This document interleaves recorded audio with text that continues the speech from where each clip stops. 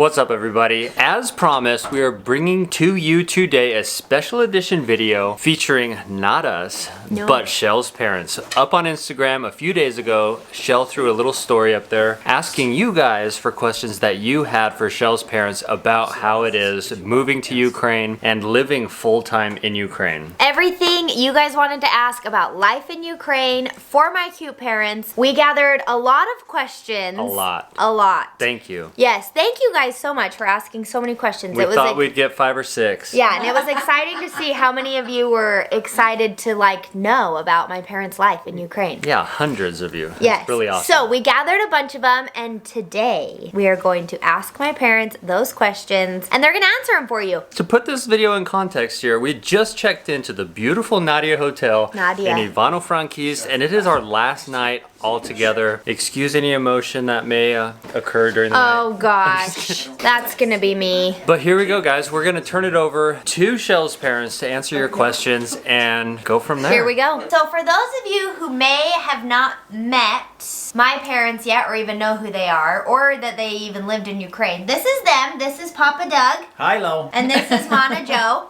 And they are actually living over in Kyiv, Ukraine, which is the capital of Ukraine. And they're living there for 18 months. They have, what, 14 months left? Yep. Yes. In their 18-month span. And they're actually serving a service mission for our church, the Church of Jesus Christ of Latter-day Saints. So that's who they are, and that's what they're doing. Okay, first of all, I don't know if you guys have just been following for the last couple of days, but I have never in my life had a surprise like we had with these kids just showing up. It was pretty remarkable, and I would honestly love to hear if you have ever been surprised like that, or if you've ever been part of a surprise. It was emotionally wonderful. I love our family. Okay, I'm already getting sad.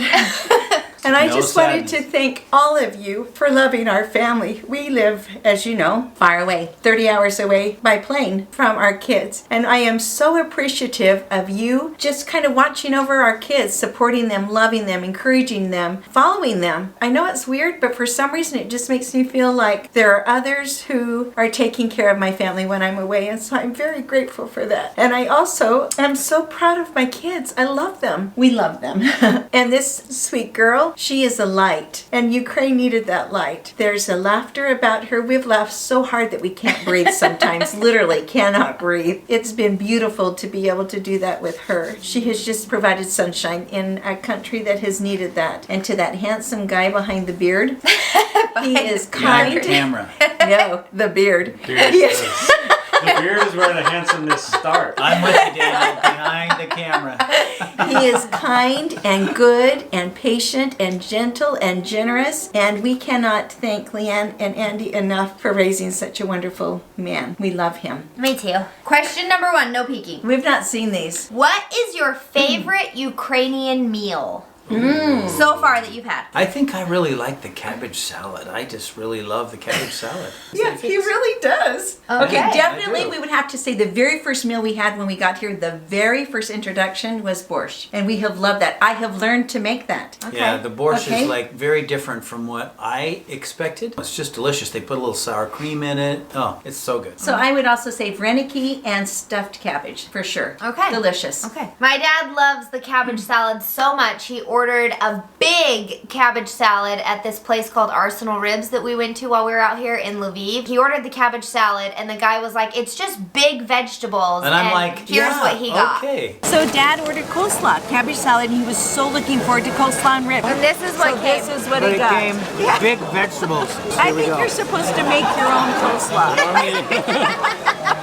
Okay, question number 2. Let's do this in Dean. Duva. Duva. Question numero duva. I'm trilingual there. Speaking of languages, Oh dear. what language do you speak in Ukraine? Okay, so the official language of Ukraine, of course, is Ukrainian. But in the temple services many countries in Eastern Europe. It's the only temple, really, in Eastern Europe. And so we have many languages, but the primary language, the most number of saints who come and worship at the temple, speak Russian. And so most of what we do in the temple all day long is in Russian. Russian. So that's the language we're learning. We are tutored twice a week, every Tuesday and Thursday, where It's we've a been studying. language instructor from the MTC, the Missionary Training Center in Provo, Utah, and she teaches us Russian. And it's really awesome because then we talk with our son Sean, who is also fluent in Russian, and he corrects us and tells us the things that we're doing right, and he gives us great encouragement. He really does. He's awesome. Yeah, he's he's our really biggest good. fan. All right, these questions have been great so far. Moving on. Do you keep up with your kids' YouTube channels while in Ukraine?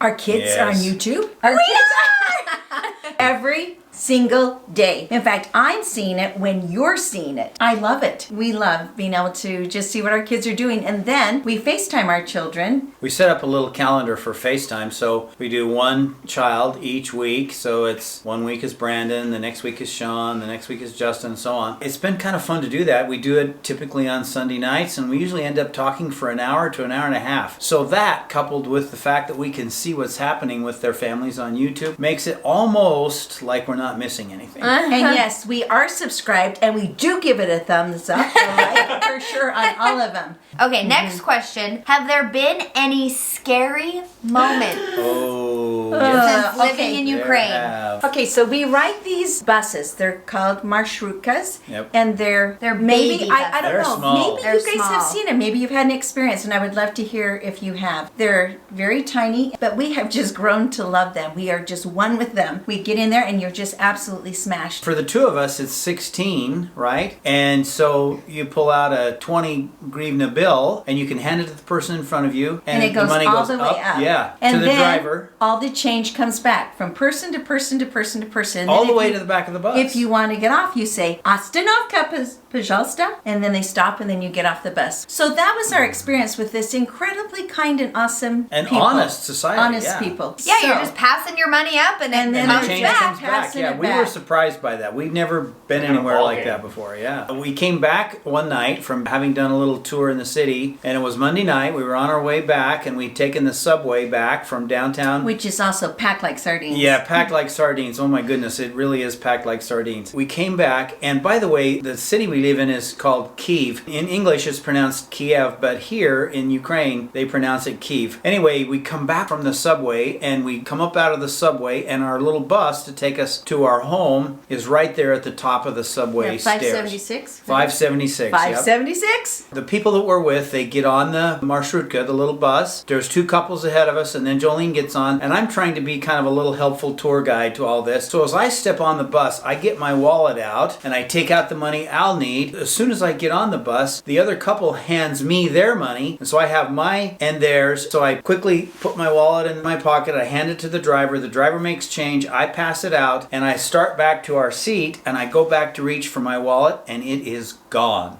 And I am panic struck. Well, as it turns out, as I was helping these people make change and pay the driver, somebody went boop. Somebody was helping themselves to make change out of Doug's wallet. And that was a scary experience. That was not fun. And we searched. We absolutely searched. And in the wallet, we had our residence cards, which are really hard. I mean, it's To just get. a really painful process here and you have to have them if you're going to stay in Ukraine. And so those we've had to go through and replace, and we were All of our fined. credit cards. We were fined because we had lost them. And the thing that Doug was most upset about in the wallet was You guys, I had pictures in there of Jolene when we were dating, before we were married. I've seen them. They're good looking. Yeah, when I had given her these dozen Bouquet, roses, red you know, roses. and then we had pictures of each of our children. So we had It's pictures little. of just Brandon and me and Mom, and then just Sean and Brandon and me and Mom, and just Justin and so on. Those pictures are gone, and I had carried these pictures now for 43 years. That's right. That made me the most sick. The credit cards, we got them replaced. The residence cards, we got them replaced. But those pictures are priceless, and they're gone. Well, yeah, and even that night, as we were just like so heartsick on the bus, we had no money at that point because everything was in Doug's wallet. People on the bus were so kind. We were saying, we think maybe we lost it, and everybody's on the bus saying, no, it's for sure stolen. People that were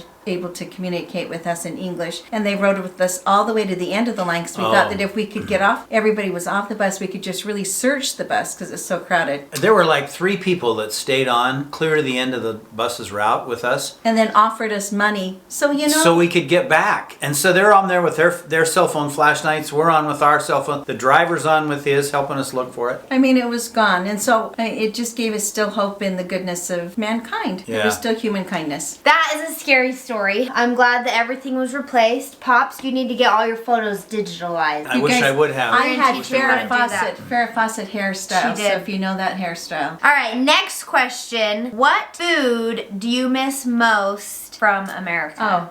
May I answer quickly? Yeah, you can answer slowly. Chocolate chips, brown sugar, Cafe Rio, peanut butter. Those are quick. That was quick. Yeah, I know. I've got my list. She knows. I know the things that I miss. I think the thing I've missed the most is Chinese food. I mean, they From just... America? Yeah, seriously. And Mexican food. They do not have that Yeah, either. they don't have a They lot don't of have it. ethnic food here. I mean, they do from other places in Eastern Europe, but not Mexican and not Chinese. Next question is this what you pictured years ago when you planned to be senior missionaries? I think it's better. Yeah, Really? I do. I think it's better. I mean, we certainly pictured going on a mission as a senior couple after our kids were grown, for sure that. Well, But not grown up, because I don't know when that will happen, but grown. we just didn't really know what it would look like, but this is better. I'd say it's better. Yeah, I will say one thing that I didn't anticipate is my commitment and my love and appreciation for my sweet spouse is even greater than it was before. And I thought I already loved you, honey, but I didn't know you guys could love each other more. I think you put yourself in a foreign country where neither of you speak the language and you depend 100% on each other. Plus, We really we're do. together 24/7, literally. We walk to the stores together. We're together 24/7. Yeah. And that is rare. That hadn't happened That is yet rare. up That to hadn't this happened point. in our marriage. That's right. Because he worked and she was raising babies. Yeah. And Yeah. then she got a job and he worked, so they both worked whenever all the kids were out of the house. And then you they know, both retired and then they came on their mission and now they're like friends. Ever since what? Before Brandon was born, right? Yeah, pretty much. And it's not like we have a car, we can go anywhere, like, Yeah, no car. We walk everywhere. and we go together. So literally 24/7. And I think that that's been a blessing of the mission that I didn't anticipate. Okay, this is a good one. I think it is. I don't know. I didn't ask it, Yeah, I was so gonna thank you for this question. What has been the biggest culture shock since living in Ukraine? I have never lived out of the country, and the Cyrillic alphabet is very difficult, and so to even read anything in the grocery stores, on billboards, on anything, and I really practice. That's part of our tutoring, is that we practice every single day to be able to read, but then even if I can read it, I don't know what it is. She'll sound it out and she'll say, that says this. And then I'll be like, Yeah. what does that mean? And she's like, I don't know. But I know what it says. So for me, the biggest culture shock has just been taking care of basic necessities like shopping. I mean, when we first went shopping, the first time we went shopping by ourselves, it took a long time just to buy a few things because we had to look up on Google Translate, take a picture of it, all this other stuff, run around, talk to people, show them our iPhone, and it took a long time. But now we kind of know where things are, and we kind of know a few of the words and so on, and so now we can shop in a reasonable amount of time. But that for me was a big culture shock. Just to do the basic shopping was like, oh my goodness. To walk to the grocery store takes about 20 minutes to 30 minutes, depending upon the grocery store. And then we each wear a backpack because you have no way, you can't push your grocery cart home. Yeah, And there's so no car, so you have to carry it all home. we have to look at that, and I'm not buying the 10-pound bag of flour because I'm not carrying it. So we buy the 5-pound bag of flour. And Okay, this is my biggest culture shock moment. Maybe it's not really culture shock. I found it incredibly interesting, but whenever you go into a male bathroom, and maybe it's not every single one, but it's a lot of them, and you go up to the urinal, let's have a urinal right here. You go up to the urinal, they'll have a pad here that you can rest your forehead on. While you're going to the bathroom, I don't know who does it. I'm not going to put my forehead up against this pad. I don't know. It's a just thing though. wears you I've out. seen it in a lot of places here in the country, and I'm shocked. Okay, what do you miss most besides your family? so does that rule out Louie and... No.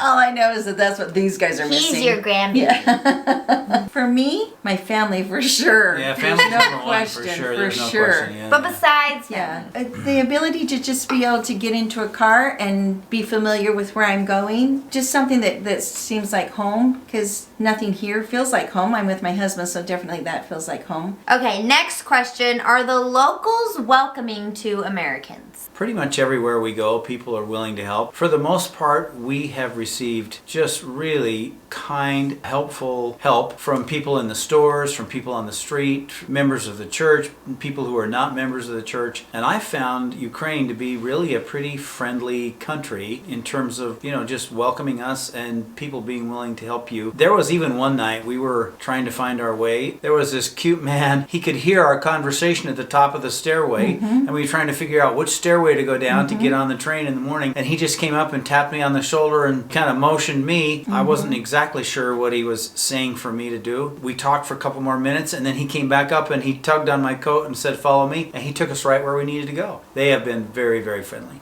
When we received a call to Ukraine, I have to admit that there wasn't anybody that we were going to be on their bucket list for them to come and see us. We were so surprised when these guys came. It just wasn't a country that people were familiar with and didn't understand how absolutely beautiful it is. It is I second beautiful. that. Oh yeah, it's way It is beautiful. a gorgeous country. The chocolate, there is none better. The Oh. cheese, there is none better. The bread is delicious. The produce, as Doug has mentioned, is absolutely scrumptious. Yep. And it's very rich in history. They love their culture and they celebrate it. And I think that that's something that we could learn for sure. Okay, and for the final question of the evening, drum roll please. What is it that you are doing out here? There's three types really of senior missionaries. One of them is the traditional proselyting mission. So a senior couple will go out and they'll help younger missionaries, they'll help church leaders in different areas, and a lot of the work they do is in proselyting. And you've probably seen LDS missionaries, Mormon missionaries with their little black name tag and their white shirt on the street someplace, and they go and they just talk to people a little bit about our church. So that's one type. The second type is a service mission where you go into a country and you'll provide a specific service. There's service missions for people that know how to do engineering and people that know how to do accounting and people that know how to do all different kinds of skills. In some places in the world, they'll build entire water and sewer systems for a little village, and in other places they'll build homes. And so service missions is number two. The third thing are temple missions, and our church has 160 temples around the world, and so temple missionaries go there to help local members learn how to do temple work. And so that's what we do. So if you are wondering maybe what even goes on in temples, the young missionaries did a wonderful video that Daniel is going to include a link in this video. He'll put a link down in the description below. And it kind of talks about what we do in temples and how it's different than what we do in our church. That will explain just even about our temple. And if you saw the beautiful drone footage that Daniel did, it includes some drone footage as well. Our temple here in Ukraine is absolutely beautiful. It's very beautiful. All right, guys, we hope we answered a lot of your guys' questions. Obviously, we can't do all of them because there were so many, but There hopefully... were so many. Thank you, guys, everybody that submitted questions. You guys, thank you. Thank you so That much. was fun. We got to learn a lot. They got to share their fun stories, and hopefully you guys learned a lot. Thank you so much for watching. We love you guys. And thank you guys so much for coming. And Daniel spent an entire week with the in-laws. You're welcome. That's a long time with the in-laws. That's a long time. I gotta tell you guys, it was so incredibly exciting to think that Michelle and Daniel were coming here, that when we walked out of the temple on Saturday night last week, right? And they were walking on the temple grounds and we just kind of screamed and ran towards each other. It's been one of the best surprises of our entire life. Yeah, it's incredible. It was Truly. pretty awesome. Definitely a week I will never forget as long as I live. No matter how much therapy or counseling we're in. Oh my gosh. Sorry. We love you guys so much, and we love you guys so much. We are going to say good night. Good night. No. We're going to say do svidanya. Adin, dva, tri. Spasiba, vas lubim. Thank you. We love you. Thank you, we love you. Good night, everybody. Bye. Bye. All right, no more Okay, waterworks. here we go. Yep. All right. We're getting into the done. questions here. I can't cry anymore. No, we have not shared these questions with them. True. False. False. Good. And if you Comments haven't down below. subscribed to Dan and Shell, right down here. We didn't tell them to say that. For real. Yeah, no, we that did not. was not. No, we did not.